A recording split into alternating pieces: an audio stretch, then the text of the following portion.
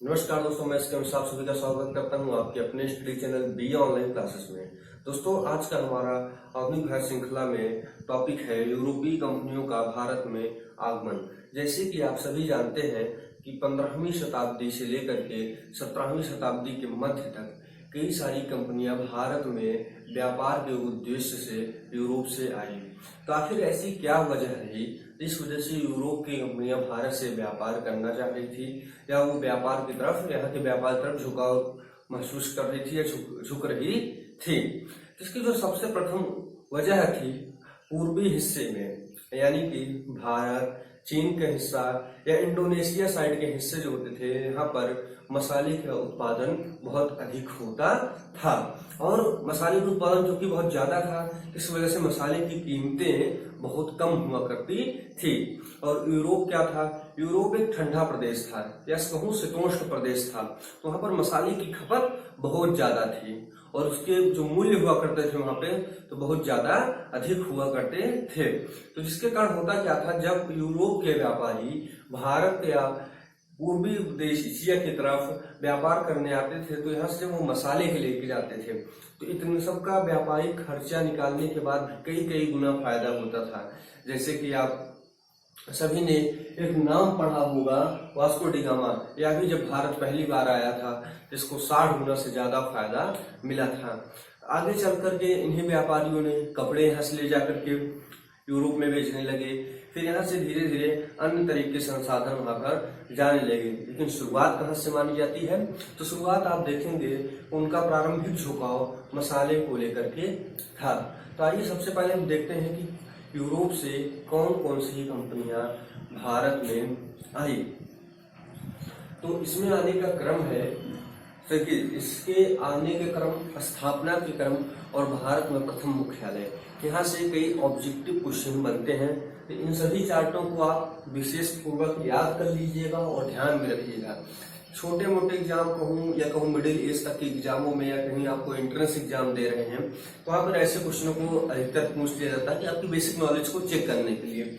तो इनके आगमन के क्रम को देखें तो सबसे पहले पुर्तगाली आते हैं 1498 पे, उसके बाद डच आते हैं 1595 में, अंग्रेज आते हैं 1600 में, फ्रांसीसी आते हैं 1664 में। ये इनके आने का क्रम है, जिसको आप याद कर सकते हैं PDAF, पुर्तगाल, डच, अंग्रेज और फ्रांसीसी। 1498, 1595, 1600, 1664। इसके अलावा दो कंपनियां और आई थी, डेनमार्क और स्वीडनिश। तो अधिकतर होता क्या था कि इन दोनों कंपनियों का व्यापार चाइना और इंडोनेशिया से ज्यादा संबंधित था। तो भारत के संदर्भ में इनसे क्वेश्चन भी बहुत कम पूछे जाते हैं, और मैं अभी तक कहूँ तो शायद एक आध दो जगह कहीं पूछी गई हो, वैसे मुझे देखने को नहीं मिला है, तो इनको हम विशेष तौर पर नहीं लेते हैं। भारत के नजरिए से यही चार महत्वपूर्ण कंपनियां थी, पुर्तगाली, डच, अंग्रेज और फ्रांसीसी। तो चलिए हम इनकी स्थापना का क्रम देख लेते हैं। इनकी स्थापना कब कब हुई थी? पुर्तगाल 1498 में, अंग्रेज 1600 में, डच 1602 में, फ्रांसीसी 1664 में। दोस्तों, सब कुछ सेम रहेगा और अधिकतर आप लोगों को यही से कंफ्यूज किया जाता है। जब आगमन का क्रम पूछा जाए तो याद रखिएगा डच अंग्रेज से पहले आए थे, लेकिन जब कंपनी की स्थापना का क्रम पूछा जाए तो याद रखिएगा कि अंग्रेजी कंपनी, जिसको आप आगे बढ़ के चल के पढ़ते हैं, ईस्ट इंडिया कंपनी का स्थापना डच की कंपनी से पहले हुई थी। तो आपके मन में क्वेश्चन आ रहा होगा कि सर यहाँ भी क्रम बदल कैसे जाता है? अक्सर दरअसल शुरुआत में होता यह है कि कुछ व्यापारिक समूह, कुछ व्यापारियों का समूह जो है भारत में व्यापार करने आता है, जो लगभग 1595 के आसपास आता है, यानी अंग्रेजों से पहले। लेकिन एक संस्था का विकास होकर के एक संस्था के अंतर्गत आने का जो क्रम रहता है उनका, वो 1602 में रहता है। इस वजह से थोड़ा सा क्रम का परिवर्तित हो जाता है। इस बात को आप विशेष तौर पर याद कीजिएगा, इसमें आप कंफ्यूजन मत क्रिएट करिएगा अपने माइंड में। तो अब देखिए इनके मुख्यालय के संदर्भ में बात करूं, इससे पहले मैं आपसे थोड़ा सा जिक्र करना चाहूंगा। यदि भारत में कोई व्यापारिक या जल मार्ग के माध्यम से भारत आ रहा है, तो भारत के कौन से हिस्से में आएगा? क्या इसके बारे में आपने कभी विचार किया?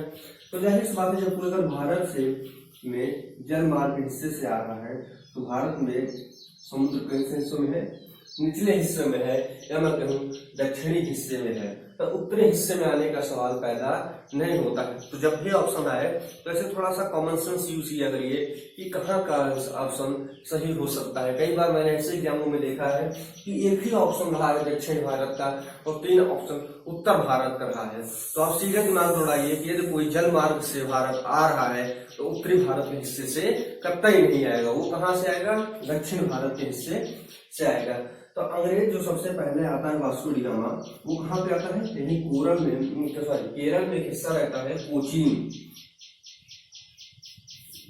यही वो आता है और अपनी फैक्ट्री भी इसकी पहली यही कोचीन में लगती है, केरल में 1503 में। फिर इसके बाद कौन आते हैं, डच आते हैं।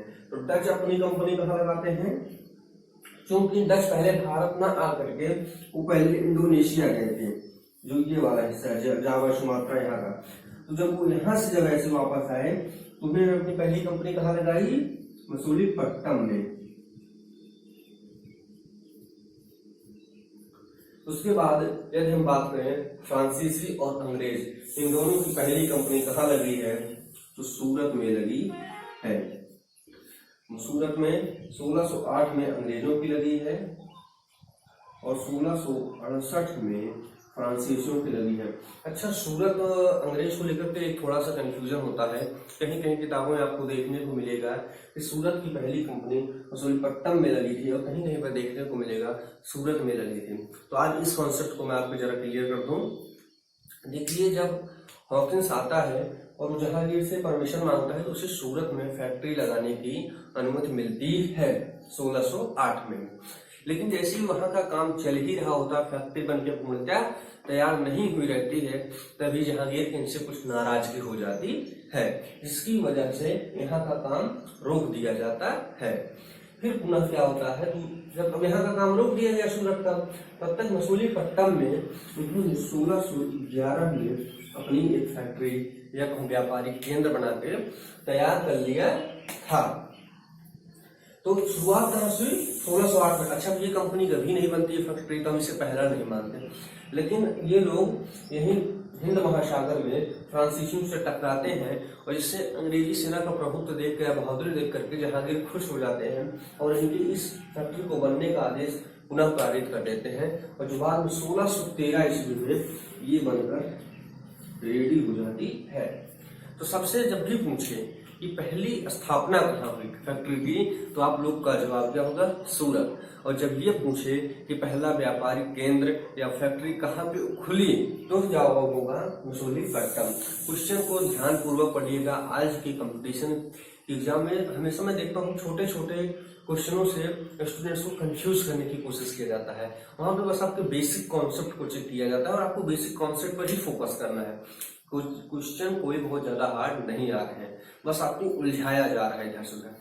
तो अभी तक हमने स्थापना के क्रम को देखा। अब हम थोड़ा थोड़ा सा इनके एक एक देशों के आगमन में किस किस प्रकार की सहयोगिता रही और उन्होंने भारत में कैसे प्रवेश किया और कैसे कैसे उन्होंने व्यापारिक रूप में स्थापना की और आगे चल के वो कैसे शासक वर्ग में बदलने चाहते हैं, इसके चलते आगे हम वीडियोज में देखेंगे। और अभी का हमारा जो भाग है इस वीडियो में, आज हम पुर्तगाल का अध्ययन करेंगे। तो दोस्तों, आप सभी ने देखा होगा वर्ल्ड मैप को कि आपका उत्तरी अमेरिका है, यहाँ आपका दक्षिणी अमेरिका है, ये आपका यूरोप है, ये आपका अफ्रीका है और ये आपका एशिया है और ये आपका यहाँ पे ऑस्ट्रेलिया है, यहाँ पे अंटार्कटिका है। तो एक चीज आप बताइए, अक्सर बच्चे पढ़ते हैं कि वास्को डी गामा ने भारत की खोज की। भैया मेरे, आप मुझे एक चीज बताइए, जिस भारत का इतिहास 5000 साल पहले, 6000 साल से पहले तक के यहाँ के सभ्यता संस्कृति का इतिहास मिलता है। क्योंकि आप लोग थोड़ा हिस्ट्री के स्टूडेंट हैं तो आपको पता होगा कि सिंधु सभ्यता से कई हजार साल पहले तक के यहाँ पे सभ्यताओं का कल्चर्स का मिलता है वेदन सोन में। तो आखिर ये केवल 1500 साल पहले खोज कैसे हो रही है?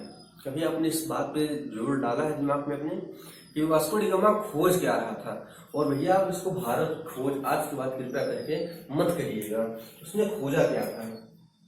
देखिए, जो यूरोप है, यूरोप कोई जुड़ा हुआ ये भूमि नहीं है, वो छोटे छोटे हिस्सों द्वीपों में बटा हुआ है। तो यही एक देश था पुर्तगाल। और चूंकि पुर्तगाल में जो वहाँ के प्रिंस थे वो थोड़ा भौगोलिक खोजों में बहुत ज्यादा रुचि ले रहे थे, जिनका नाम था प्रिंस हेनरी दिनेगी वेटर की उपाधि थी, जिनका प्रिंस हेनरी नाम था। तो ये बहुत ज्यादा भौगोलिक खोजों में रुचियों में रुचि ले रहे थे। तो ये क्या करते थे, जो भौगोलिक खोज करना चाहते थे या जो भूमि जो नई नई जगहों पे खोजने जाते थे उनको प्रोत्साहन देते थे, उनको आर्थिक सहायता देते थे। तो जिसकी वजह से यहीं से काफी ज्यादा लोग खोजने के लिए निकले। तो पहले कौन सा निकला था, भारत की खोज कौन निकला था, कोलंबस निकला था 1492 में, जो यहाँ पे गया और वो अमेरिका पहुंच गया। फिर वास्को डी गामा निकला 1498 में, और वो कहाँ की खोज के लिए निकला था, अमेरिका के लिए। लेकिन वो कहाँ पहुंचा, भारत। और वो ऐसे होते हुए अफ्रीका के निचले हिस्से को टच करते हुए धीरे धीरे यहाँ पे आगे ये केरल पहुंच गया, जहाँ पे यहाँ के स्थायी शासक जमहूरियन ने इसका बेहतरीन तरीके से स्वागत किया। तो अब हम बात कर रहे थे कि वास्को डी गामा ने खोजा क्या। वास्को डी गामा ने भारत की खोज नहीं की, वास्को डी गामा ने व्यापारिक जल मार्ग की खोज की। किसकी खोज की, व्यापारिक जल मार्ग की खोज की।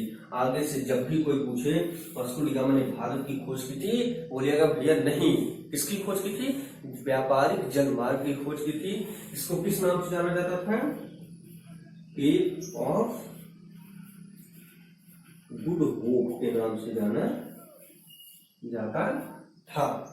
और ये नाम किसका था, किसी जल मार्ग का नाम था। और यह मार्ग कैसे था, यूरोप से अफ्रीका से निचले हिस्से से होते हुए धीरे धीरे आप देखकर, ये देखिए वर्ल्ड मैप है आपका, यहाँ पे आपका उत्तरी अमेरिका, दक्षिणी अमेरिका, यूरोप, अफ्रीका, ये एशिया और ये ऑस्ट्रेलिया। तो भारत वो कहाँ से चला, ऐसे यूरोप से चलता है, यानी पुर्तगाल से चलता है, वैसे अफ्रीका से नीचे से होते हुए आते हुए ये एशिया पे भारत की काली कट के तट पे पहुंच जाता है। तो अब जब भी कोई पूछे भारत की खोज, नहीं, किसकी खोज की, व्यापारिक जल मार्ग की खोज की। तो 1498 में वास्को डी गामा भारत आया और वहाँ के जो शासक थे जमहूरियन, उन्होंने उसको ढेर सारा स्वागत किया और उसे उपहार दिया। और उसने यहाँ से खूब ढेर सारी मसाले खरीद करके लौटता है यूरोप के लिए, विशेष तौर पर क्या, काली मिर्च को खरीद करके लौटता है। और जब उसने भारत लौटा, भारत से यूरोप गया और वहाँ उन मसालों को बेचा, उसने क्या देखा कि उसके सारे खर्च को निकाल दिया जाए, मतलब यूरोप से भारत आने में जितना भी खर्च निकला उस सब को निकाल दिया जाए तो 60 गुना फायदा, यानी 600% प्रॉफिट उसको प्राप्त होता है। और यही प्रॉफिट चल के आगे सभी कंपनियों को भारत की ओर अग्रसर करता है। और उसने विशेष तौर पर क्या ले गया था, वो काली मिर्च ले गया था। और उस समय वहां पे वो काली मिर्च को ब्लैक डायमंड कहा जाता था। कहीं कहीं क्वेश्चन पूछ लिया जाता था किस मसाले को ब्लैक डायमंड के नाम से जाना जाता था, तो याद रखिएगा काली मिर्च को। अच्छा, आपने कभी सोचा कि मसाले की खपत इतनी ज्यादा क्यों हो रही है, यूरोप वाले अपने मसाला खा क्यों लेते थे, क्योंकि ठंडा प्रदेश था और मसाला गर्म करता है, यानी मसाले की जो तासीर होती है वो गर्म होती है, इस वजह से मसाले की खपत बहुत ज्यादा है। फिर यहाँ तक पहुंच गए हम लोग, और आप सभी जानते हैं फिर आगे चल के पुर्तगाल में आता है 1500 में पेड्रो अल्ब्रेज आया और वह भी छोटा सा व्यापार करके भारत से वापस चला गया। फिर 1502 में कौन आता है, वास्को डी गामा पुनः भारत वापस आता है और यहाँ से फिर से सामान लेके जाता है, व्यापार की वस्तुएं लेकर के जाता है और यहाँ पे वो प्रस्ताव देता है कि हम यहाँ पे अपना व्यापारिक केंद्र खोलना चाहते हैं और व्यापार करना चाहते हैं। अब चूंकि शुरुआती दौर में भारत के भी व्यापारियों को, शासकों को बहुत ज्यादा इससे लाभ हो रहा था। सपोज दैट मानिए जैसे कि यहाँ काली मिर्च की कीमत 10 रुपए है, ठीक, तो क्या करते थे 15 रुपए कीमत देने को तैयार थे, 15 रुपए दे रहे थे, तो 5 रुपए किसको ज्यादा मिलता है, व्यापारी को मिल रहा था। उससे क्या हो रहा था, सरकार को टैक्स ज्यादा मिल रहा था। तो शुरुआती दौर में भारत के व्यापारियों ने, शासक वर्गों ने, सभी ने इस व्यापार का सपोर्ट किया। क्यों, क्योंकि इससे मुनाफा बढ़ रहा था। पर तो उन्होंने कोई दूरगामी परिणाम को नहीं सोच पाया, लेकिन तात्कालिक तौर पे शासक, व्यापारी, कृषक सब उनका सपोर्ट कर रहे हैं, उनका स्वागत कर रहे हैं। आपने देखा कि जब वास्को डी गामा भारत आया तो उसको जमहूरियन वहाँ जो शासक थे उन्होंने उसका स्वागत किया, उसका सत्कार किया जो है। तो यही सब होता है, जिसकी वजह से उन्होंने यहाँ पे व्यापारिक केंद्र खोलने की अनुमति मांगी और यहाँ के राजाओं ने फायदे को देखते हुए या कहूँ मैं तात्कालिक फायदे को देखते हुए व्यापारिक केंद्र खोलने की अनुमति दे दी, जिसकी वजह से उन्होंने फिर धीरे धीरे साम्राज्य विस्तार की तरफ वो आगे बढ़ने लगे। और पुर्तगाली साम्राज्य का सबसे पहला जो गवर्नर जनरल बन के आता है अल्मीड़ा 1505 से लेकर 1509 ईस्वी तक। अल्मीड़ा के नाम से आपको केवल एक तथ्य याद रखना है, क्या है वो? Blue water policy. Blue water थी क्या? दरअसल लोग कहते क्या थे, अल्मीड़ा का मानना था कि हम सागर के स्वामी थे और जो इंडियन ओशन यानी हिंद महासागर से जो भी व्यापारी व्यापार करेगा वो हमें कर देगा, और इसी कर लगाने की जो पॉलिसी थी उसे क्या कहा जाता है? ब्लू वाटर पॉलिसी के नाम से जाना जाता है। फिर अगले इनके जो गवर्नर जनरल आते हैं अल्बुकर्क 1509 से लेके 1515 ईस्वी तक। देखो, अल्बुकर्क को वास्तविक संस्थापक माना जाता है। ऐसा क्यों माना जाता है? क्योंकि उसने पुर्तगालियों को यहाँ पर एक व्यापारिक रूप से हटाकर एक प्रशासनिक शक्ति या राजनैतिक शक्ति के रूप में उदय करता है। उसने अपनी राजधानी बनाई कोचीन में। 1510 में बीजापुर अभियान चलाया, जिससे वहां के शासक सुल्तान को पराजित करके, शाही यूसुफ सुल्तान को पराजित करके गोवा को अपने में मिला लिया। ठीक, फिर उसके बाद 1511 में पूर्ण मंडी पर कब्जा किया। 1515 में फारस की खाड़ी होमुज पर कब्जा किया। 1515 में प्रथम चर्च उसने गोवा में बनवाया और सती प्रथा का प्रतिबंध लगाया। इस वजह से अल्बुकर्क को यहाँ का वास्तविक संस्थापक पुर्तगाल का माना जाता है। क्यों? क्योंकि पहले उसने राजनीतिक शक्ति के रूप में पुर्तगालियों को स्थापित किया, वहां को उन्होंने साम्राज्य बनाया, एक पुर्तगाली राज्य की स्थापना की। यहाँ पर उसने कोचीन को अपनी राजधानी बनाया, गोवा को जीता। ठीक, यहाँ पर ईसाई धर्म का प्रचार प्रसार शुरू किया। उसने क्या किया? चर्च खुलवाए, ईसाइयों को परिवर्तित करा, भारतीयों को। ठीक, फारस की खाड़ी में होमुज पर कब्जा किया और ईसाई संविधान या कहूँ ईसाई कानून व्यवस्था को लागू करने का यहाँ पर प्रयास किया। और उसके बाद तीसरे जो महत्वपूर्ण हमारे यहाँ पे वायसराय आते हैं नूनो डी कुन्हा 1529 लेके 1538 ईस्वी तक जिनका शासन काल रहता है। इनके बारे में आपको केवल 3 तथ्य याद रखने हैं। इन्होंने राजधानी बनाई गोवा को, कोचीन से हटा करके इन्होंने गोवा को राजधानी बनाई और 1535 में दमन और 1559 में दीव को पुर्तगाल साम्राज्य में विलय किया, पुर्तगाल के लिए जीत लिया। अधिकतर क्वेश्चन पूछ लिया जाता है। देखिए, जो महत्वपूर्ण क्वेश्चन यहाँ से बनते हैं उनका मैं जिक्र करता चलता हूँ, तो आप उसको थोड़ा विशेष तौर पर ध्यान देते चलिए। जैसे कि क्वेश्चन पूछ लिया जाता है कभी कभी कि गोवा को पुर्तगाली राज्यों के लिए किसने जीता था? तो किसने जीता था? अल्बुकर्क ने जीता था। अब कभी कभी दोबारा क्वेश्चन बन जाता है कि बच्चों को थोड़ा सा कंफ्यूज हो जाता है कि गोवा की राजधानी किसने, पुर्तगाल की राजधानी गोवा को किसने बनाई थी? किसने बनाई थी? नूनो डी कुन्हा ने बनाई थी। अब कुछ और तथ्य हैं जो भारत के संदर्भ में पुर्तगालियों से विशेष तौर पर संबंध रखते हैं। इसमें पहला ये है कि 1560 में ईसाई धर्म न्यायालय की स्थापना की गई, यानी कि ईसाई धर्म की जो मैं कहूँ शुरुआत या जो कहूँ भारत में प्रवेश होता है वो किसके साथ होता है? वो होता है पुर्तगालियों के साथ में। उसके बाद भारत तथा जापान के मध्य व्यापार शुरू किया। ठीक, ये एशिया था, कहा गया हमारा मैप, ये एशिया था और ये यहाँ पर आप लोगों ने ध्यान दिया होगा कि ये यहाँ पे जापान है। ठीक, तो यहाँ से व्यापार करने की जो प्रक्रिया थी उन्होंने किसने शुरू की? पुर्तगालियों ने शुरू किया। उन्होंने हमको एक नया देकर दी गए।